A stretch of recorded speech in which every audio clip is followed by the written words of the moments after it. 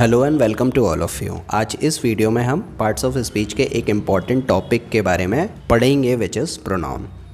इसके पहले हमने नाउन को डिस्कस किया, जहाँ पर हमने ये देखा कि नाउन वो वर्ड होता है जो किसी का नाम बताए। Noun is a naming word.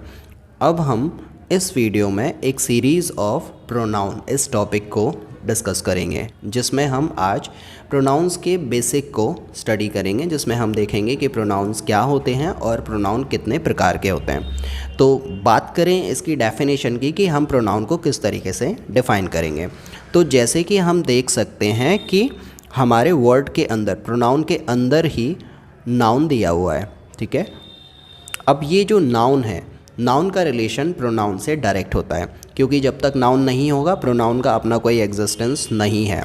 तो सबसे पहले हमारे पास में ज़रूरी हो कि नाउन की बात हो, राइट। उसके बाद में ही हम प्रोनाउन का जिक्र लेकर आ सकते हैं, क्योंकि प्रोनाउन के बारे में हम इसकी डेफिनेशन को भी जानते हैं कि प्रोनाउन का मतलब होता है ऐसे वर्ड जो कि नाउन की जगह पर रखे जाते हैं। मतलब pronouns are the words which are used in place of a noun. तो इसको अगर हम इन शॉर्ट लिखने की कोशिश करें, प्रोनाउन ऐसे वर्ड्स होते हैं, वर्ड्स जो रिप्लेस करते हैं, रिप्लेस अ नाउन। ये किसी भी नाउन को रिप्लेस करते हैं। अब क्वेश्चन ये आता है कि प्रोनाउन नाउन को रिप्लेस क्यों करते हैं। प्रोनाउन नाउन को रिप्लेस इसलिए करते हैं क्योंकि इंग्लिश में नाउन के रिपीटेशन को सही नहीं माना जाता, ग्रामेटिकली इनकरेक्ट माना जाता है। इसीलिए जब हम किसी नाउन की जगह पर किसी प्रोनाउन का यूज़ देखते हैं तो वो उस नाउन के रिपीटेशन को रोकने के लिए आता है, टू स्टॉप या फिर टू अवॉइड इट्स रिपीटेशन। यहाँ पर इट्स नाउन के लिए आ रहा है।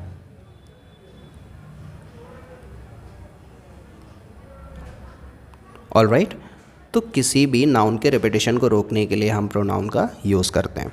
क्यों? क्योंकि नाउन का रिपीटेशन गलत होता है। अब बात करेंगे कि नाउन कितने प्रकार के होते हैं। हाउ मेनी टाइप्स या फिर kinds of pronoun, kinds, alright. जिसमें से नंबर 1 प्रोनाउन जिसके बारे में हम इस वीडियो में डिस्कस करेंगे, pronoun number 1 that is personal pronoun. Personal pronoun,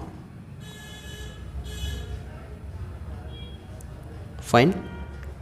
personal pronoun एक ऐसा प्रोनाउन होता है जो पर्सन को रिलेट करता है, रिलेट्स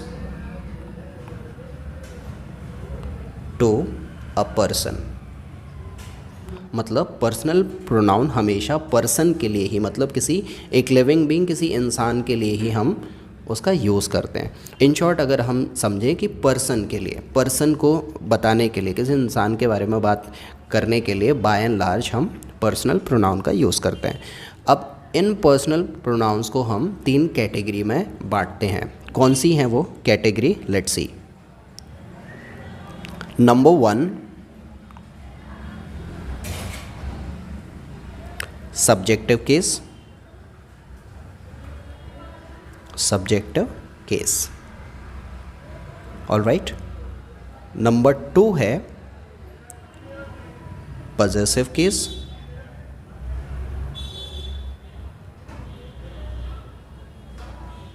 और नंबर 3 पर है objective case, objective case. Personal pronoun को इन 3 कैटेगरी के अंदर बांट के ही हम समझते हैं, और इसका यूज़ भी इसी तरह से किया जाता है। कौन से होते हैं सब्जेक्टिव केस के पर्सनल प्रोनाउन, पजेसिव केस के प्रोनाउन और ऑब्जेक्टिव केस के प्रोनाउन? Let's see it. पहले बात करें सब्जेक्टिव केस के प्रोनाउन, जिसमें I, we, you, he, she, it और दे। ये सारे हमारे वो प्रोनाउंस होते हैं जिनका यूज़ एज अ सब्जेक्ट किया जाता है। सेंटेंस में सब्जेक्ट की प्लेस पर यूज़ होने वाले ये सारे के सारे प्रोनाउंस होते हैं, जिसमें से I, we, you, he, she, it और दे। ये प्रोनाउंस हमेशा सब्जेक्ट की प्लेस पर ही यूज़ होंगे सेंटेंस के अंदर।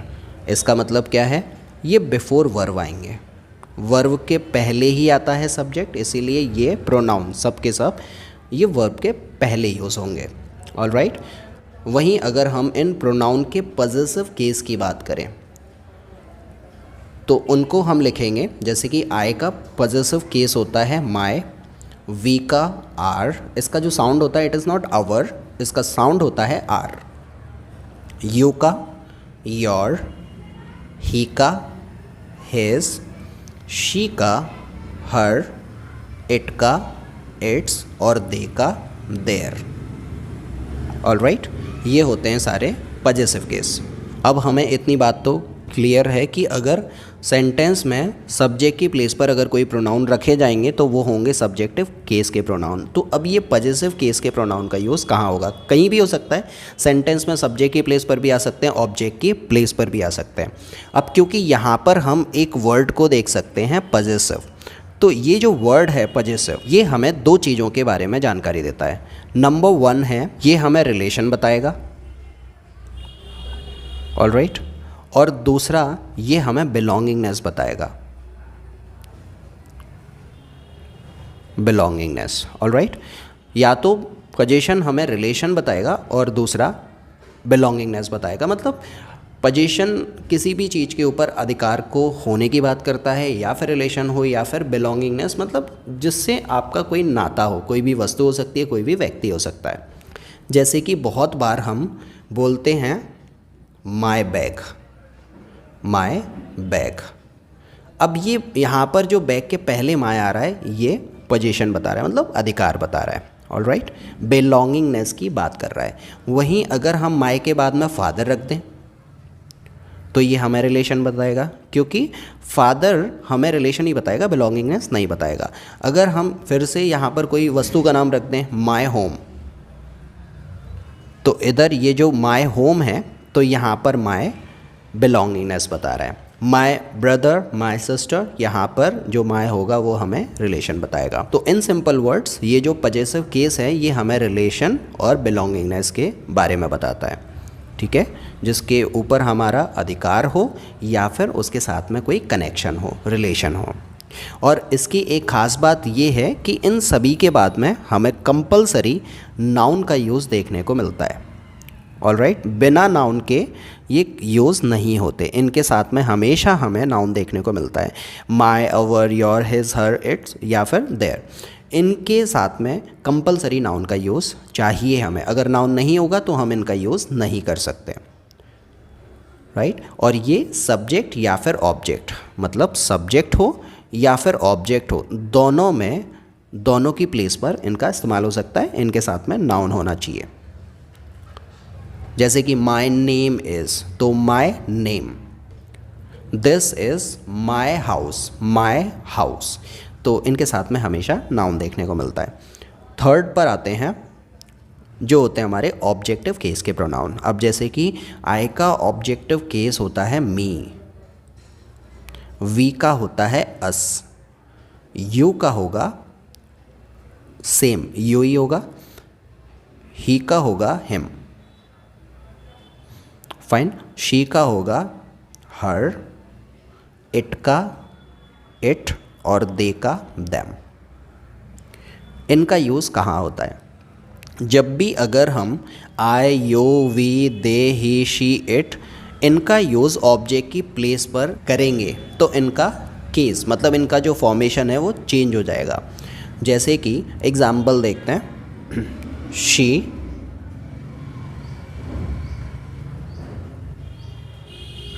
हर, टॉट, मी या फिर आई। तो इस सेंटेंस को जब हम ध्यान से देखते हैं तो हमें ये वर्ब दिखाई दे रही है। वर्ब के पहले जिस प्रोनाउन का यूज़ होगा वो होना चाहिए सब्जेक्टिव केस, और ये जो सी है that is subjective case, right. यहाँ पर हर का यूज़ सही नहीं होगा। वहीं अगर वर्ब के बाद में हम देखेंगे तो वर्ब के बाद में हमें, क्योंकि ये जो प्लेस है ये ऑब्जेक्ट की प्लेस है, तो इसीलिए जो प्रोनाउन आएगा वो भी हमारा ऑब्जेक्टिव केस में रखा हुआ होना चाहिए। मी का यूज़ होगा, आई का यूज़ नहीं होगा। तो इन शॉर्ट यहाँ पर जो हमारे बात समझ में आ रही है वो ये कि अगर किसी भी प्रोनाउन का यूज़, पर्सनल प्रोनाउन का यूज़ सेंटेंस में ऑब्जेक्टिव केस में होता है, मतलब ऑब्जेक्ट की प्लेस पर होता है, तो वो प्रोनाउन ऑब्जेक्टिव केस में रखा जाएगा। अगर उस पर्सनल प्रोनाउन का यूज़ सब्जेक्ट की जगह पर हो रहा है तो उसको सब्जेक्टिव केस में रखेंगे।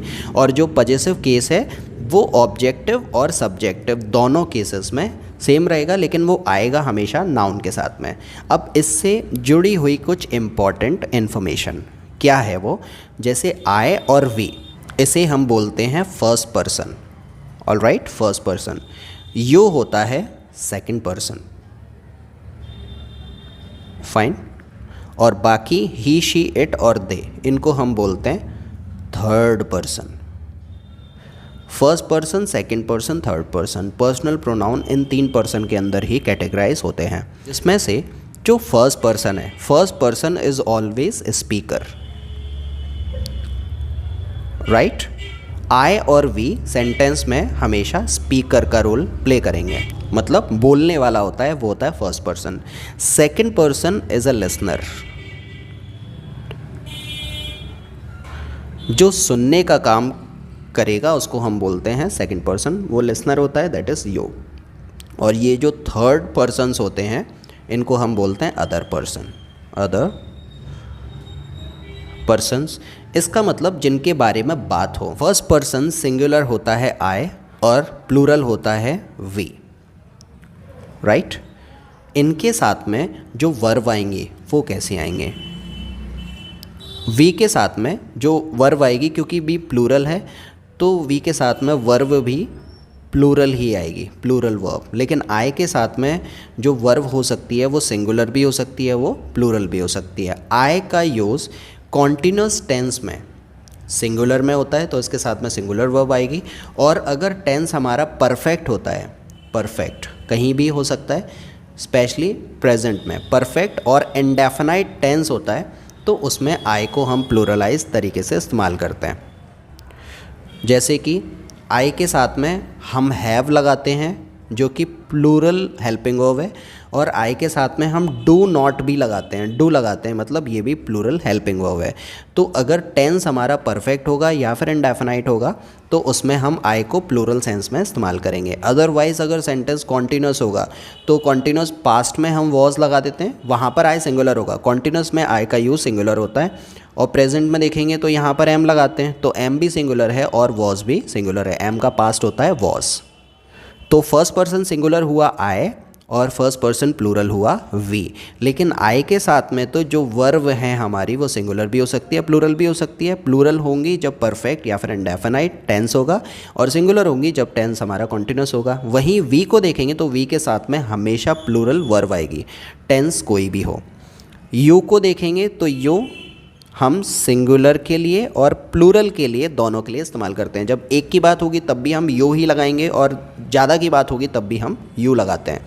और इसके साथ में जो हेल्पिंग वर्ब आती है वो हमेशा प्लूरल वर्ब ही आएगी, राइट। यू के साथ में चाहे यू एक के लिए आए या फिर अनेक के लिए आए, लेकिन जो वर्ब होगी वो हम प्लूरल ही रखेंगे इसके साथ में।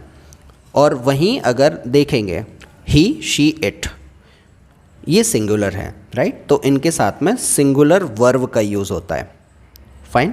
ये जो ही है ये मेल रिप्रेजेंटिंग होता है, मतलब किसी पर्सन, किसी आदमी की बात होगी मेल रिप्रेजेंटिंग वर्ड के लिए, मतलब मेल रिप्रेजेंटिंग कोई नाउन होगा उसके लिए हम ही लगाएंगे। और शी आता है फीमेल के लिए, सीता, गीता, राधा, इनके लिए हम शी का यूज़ करेंगे। राम, श्याम, इसके लिए हम ही का यूज़ करेंगे। अब बात आती है इट की, तो इट के साथ में भी हम सिंगुलर हेल्पिंग वर्ब ही लगाएंगे, दैट इज़ ऑब्वियस। लेकिन क्या इट हम पर्सन के लिए लगाएंगे या फिर वस्तुओं के लिए लगाएंगे? ये हमने सुना हुआ है कि इट का यूज़ हम नॉन लिविंग थिंग्स के लिए करते हैं। बात सही है, लेकिन इसका यूज़ लिविंग नॉन लिविंग दोनों के लिए ही होता है, ठीक है। बात अगर अननोन जेंडर की हो, चाहे वो लिविंग भी हो, तब भी हम उसके लिए इट लगाते हैं। जैसे कि baby is crying because it is hungry, यहाँ पर बेबी के लिए हम इट लगा रहे हैं। Lion is the king of jungle and it is very dangerous looking, right. और it is very mesmerize beautiful, कुछ भी, तो लाइन के लिए हम इट लगा रहे हैं। जबकि ये सभी लिविंग बीइंग हैं। ट्री के लिए हम इट लगा देंगे, जबकि ट्री तो लिविंग बीइंग होते हैं, तो इट का यूज़ हम वस्तु के लिए भी कर सकते हैं और लिविंग बीइंग के लिए भी कर सकते हैं। इसको हम आगे चल के डिटेल में डिस्कस करेंगे। और जो दे होता है, दे के साथ में हम हमेशा प्लूरल वर्ब ही लगाते हैं। ही का, शी का, इट का, सबका प्लूरल होता है दे, राइट। इसके साथ में हमेशा प्लूरल वर्ब ही इस्तेमाल होगी। तो यहाँ पर इस पिक्चर में हमारे जो कहानी समझ में आई कि जो प्रोनाउन होता है वो ऐसा वर्ड होता है जो कि नाउन को रिप्लेस करता है, नाउन की जगह पर इसका यूज़ किया जाता है। क्यों? क्योंकि प्रोनाउन का यूज़ गलत माना जाता है। इसके काइंड्स की बात हमने की। काइंड में जो हम पहला प्रोनाउन आज इस वीडियो में डिस्कस कर रहे हैं that is personal pronoun. Personal pronoun person को रिलेट करता है, वो पर्सन को रेफ़र करता है, पर्सन के लिए हम इसका यूज़ करते हैं। पर्सनल प्रोनाउन को हमने 3 कैटेगरी में बांटा। एक तो है सब्जेक्टिव केस। सब्जेक्टिव केस में जो प्रोनाउन लिखे जाते हैं उनका यूज़ हमेशा सेंटेंस में सब्जेक्ट की प्लेस पर किया जाता है। दूसरा हमने देखा ऑब्जेक्टिव केस। सेंटेंस में ऑब्जेक्ट की जगह पर जो प्रोनाउन लिखे जाते हैं वो ऑब्जेक्टिव केस से आते हैं, राइट। और जब भी अगर हमें रिलेशन, बिलोंगिंगनेस, पोजीशन, अधिकार बताना होता है तो हम पजेसिव केस का यूज़ करते हैं, जो कि हमेशा नाउन के साथ में यूज़ होंगे। ये सब्जेक्ट की प्लेस पर भी आ सकते हैं, ऑब्जेक्ट की प्लेस पर भी आ सकते हैं, लेकिन आएंगे हमेशा नाउन के साथ में। अब हमें ये अच्छे से समझ में आए, इसके लिए हम कुछ एग्जाम्पल्स लेंगे और उन्हें सॉल्व करके इसको अच्छे से समझते हैं। Let's go. राइट, तो हमारे पास में यहाँ पर पर्सनल प्रोनाउन से रिलेटेड कुछ क्वेश्चंस हैं जिसमें हम डिफरेंस देखेंगे ऑब्जेक्टिव केस, सब्जेक्टिव केस और पॉजेसिव केस। हम इनका यूज़ कहाँ कर सकते हैं, लेट्स सी इट। पहले हम इंस्ट्रक्शन को रीड करते हैं कि इसमें हमसे पूछा क्या जा रहा है। For each item circle the correct pronoun option to complete sentence of question. तो यहाँ पर जो भी हमारा सही ऑप्शन है उसे हमें टिक करना है। तो सबसे पहले हम देखते हैं गैरीज मॉम आस्क्ड। आस्क्ड क्या है? वर्ब है। वर्ब के पीछे ऑब्जेक्टिव केस का यूज़ होगा, तो him is the right answer. आगे चलते हैं। नाइदर मैरी, ठीक है, नॉर डैश न्यू। वर्ब है, वर्ब के पहले सब्जेक्टिव केस आएगा, आई का यूज़ होगा। After school you and dash must discuss. Verb है, वर्ब के पहले सब्जेक्टिव केस आए। My nephew was crying and needed, ये क्या है? वर्ब। वर्ब के पीछे ऑब्जेक्टिव केस का यूज़ होगा। अब माई नेफ्यू एक की बात हो रही है, वर्ब भी सिंगुलर है, इसका मतलब यहाँ पर हिज का यूज़ होगा, प्लूरल नहीं है, यहाँ पर सिंगुलर है, इसीलिए यहाँ पर हिज आएगा। डिड शी सी, अब ये सी क्या है? वर्ब है। वर्ब के पीछे आएगा ऑब्जेक्टिव केस। ऑब्जेक्टिव केस में वी सब्जेक्टिव केस है, नहीं आएगा। अस ऑब्जेक्टिव केस है, इसका यूज़ होगा। I took the bag from, from क्या है? प्रेपोजिशन। प्रेपोजिशन के बाद में ऑब्जेक्टिव केस का प्रोनाउन ही हम यूज़ करते हैं। तो हिम और दे क्या है? सब्जेक्टिव केस है, इसका यूज़ नहीं होगा। Him is the right answer. My brother and went क्या है? वर्ब है। वर्ब के पहले सब्जेक्टिव केस कौन सा दिया हुआ है? आई, आंसर हो गया। What did dash do about, देखिए यहाँ पर डू क्या है? मेन वर्ब है। मेन वर्ब के पहले हमें सब्जेक्टिव केस का प्रोनाउन यूज़ करना है। दैम क्या है? ऑब्जेक्टिव केस है, नहीं आएगा, दे का यूज़ होगा। What did dash say about, से वर्ब है अगेन, तो वर्ब के पहले सब्जेक्टिव केस, मी ऑब्जेक्टिव केस है, नहीं आएगा, शी का यूज़ हो जाएगा। वेयर विल डैश, विल क्या है? हेल्पिंग वर्ब, गो मेन वर्ब। अब मेन वर्ब के पहले ही सब्जेक्ट का यूज़ होगा क्योंकि सेंटेंस इंटरोगेटिव है, तो सब्जेक्टिव केस में यू रखा हुआ है, यही हमारा आंसर हो जाएगा। अस ऑब्जेक्टिव केस होता है, इसका यूज़ नहीं होगा। कैन डैश टॉक, वर्ब है। वर्ब के पहले सब्जेक्टिव केस वी और अस ऑब्जेक्टिव केस होता है, यूज़ नहीं होगा, वी का यूज़ होगा। Is this house, right, is this house theirs them, क्या ये घर उनका है? तो यहाँ पर देयर्स का यूज़ होगा, देम का यूज़ नहीं होगा। Why don't dash have a seat, have verb है। वर्ब के पहले सब्जेक्ट, सब्जेक्टिव केस में ये लिखा जाएगा, अस सब्जेक्टिव केस नहीं होता, ऑब्जेक्टिव केस होता है। इज़ दैट कप, कप के आगे जो लिखा जाएगा वो पजेसिव प्रोनाउन लिखा जाएगा, इसे हम आगे चल के अच्छे से समझेंगे। अभी के लिए हम ये देख लें कि पजेसिव की बात हो रही है तो हिम तो ऑब्जेक्टिव केस होता है, तो हिज का यूज़ होगा। Where did dash buy the dress, verb है, वर्ब के पहले सब्जेक्टिव केस, सब्जेक्टिव केस में शी का यूज़ होगा, हर का यूज़ नहीं होगा। सेकंड सेक्शन पर आते हैं। Read each of the following sentence, sentences को ध्यान से रीड करना है। रिव्यू ईच वन केयरफुली, हर एक को अच्छे से ऑब्जर्व करना है। Find all of the pronounce, सारे के सारे जो प्रोनाउंस हैं उनको ढूंढ निकालना है कि इस सेंटेंस में कहाँ पर कौन सा प्रोनाउन है। अंडरलाइन या फिर सर्कल कर सकते हैं जो भी सेंटेंस में प्रोनाउन का यूज़ हो रहा है तो, ठीक है। देखते हैं, इधर एक नोट है उसको भी थोड़ा सा रीड कर लेते हैं। Each item has at least one pronoun, हर एक सेंटेंस में एक ना एक प्रोनाउन तो होगा, और कुछ सेंटेंस में 2 या फिर 3 प्रोनाउन भी हो सकते हैं। Let's see them.